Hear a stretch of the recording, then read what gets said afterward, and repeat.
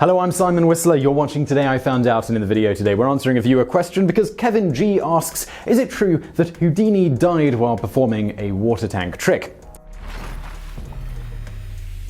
Few people in any field of human endeavor rise to become the unquestioned top dog in their profession, in their generation, let alone of all time. But ask almost anyone who the greatest illusionist or escape artist in history was, and you can bet they're going to say Harry Houdini. The Houdini legend persists, and indeed seems to grow even larger with each passing decade. But we're not here to talk about Houdini's life. Rather, we're going to discuss the truth about how he died. Thanks to the hugely popular and largely fictional 1953 film Houdini starring Tony Curtis, a common myth you'll often hear concerning how Houdini died is that he drowned failing to escape from a water tank during a performance. The legend goes that he had to ultimately be pulled from the tank as it is depicted in the film. The real story of how Houdini died, though, well, that's really different. When Harry Houdini and his entourage arrived at the Garrick Theatre in Detroit, Michigan on October 24, 1926, the Hungarian-born magician and escape artist was running a fever of about 102 to 104 Fahrenheit.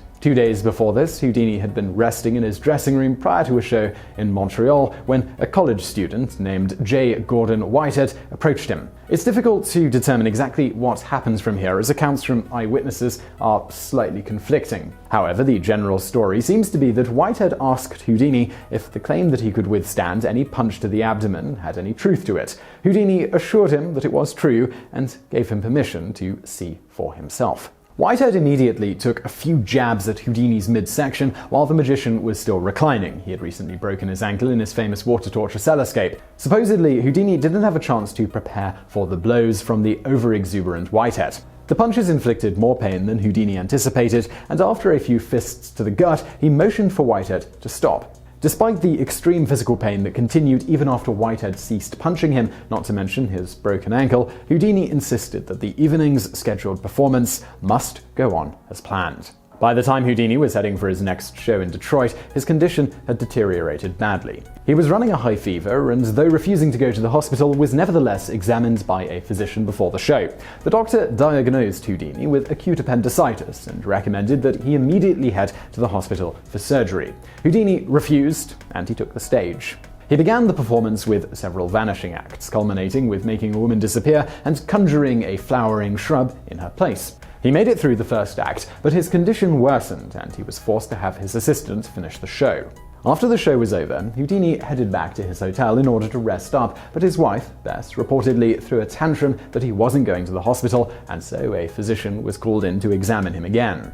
The conclusion was that Houdini needed immediate hospitalization and surgery. Houdini was still not keen on the idea, but after consulting with his personal physician, Dr. William Stone, over the phone, he finally gave in and agreed to go to Grace Hospital in Detroit to have an emergency appendectomy. Once at the hospital, it was established that Houdini had peritonitis due to a ruptured appendix. At the time, it was speculated that the aforementioned blows to his abdomen may have been the cause of his appendicitis. In fact, the conclusion made by the life insurance company, who then had to pay double indemnity because of their findings, was that the punches to Houdini's abdomen had ruptured his appendix.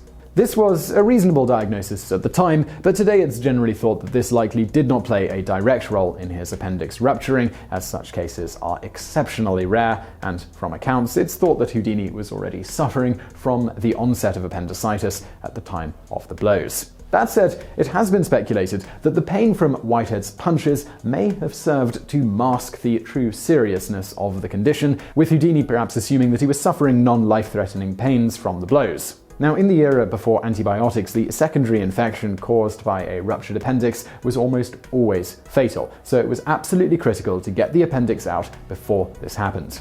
And thus the theory goes that had Houdini not been punched, he might have sought medical attention sooner. However, this does seem doubtful, as even as his condition worsened to life-threatening levels, he still refused to heed the warnings that the physicians gave him. Whatever the case, as alluded to, Houdini's doctors performed emergency surgery to remove his ruptured appendix. Unfortunately, though, the damage was already done. Harry Houdini held on for about a week at Grace Hospital, but finally succumbed on October 31st, 1926. He was 52 years old. Despite the fact that Houdini believed spiritualism was a load of bunk and went out of his way to discredit it at every opportunity he got, before he died, he did promise his wife Bess that if he could possibly communicate from the other side, he would do so on the 10th anniversary of his death. At the appointed time, Bess attempted to contact Houdini during a seance on Halloween of 1936, but to no avail. Pretty much ever since, various purveyors of the paranormal have attempted to contact Houdini on Halloween, but with just as little luck. And now for some bonus facts.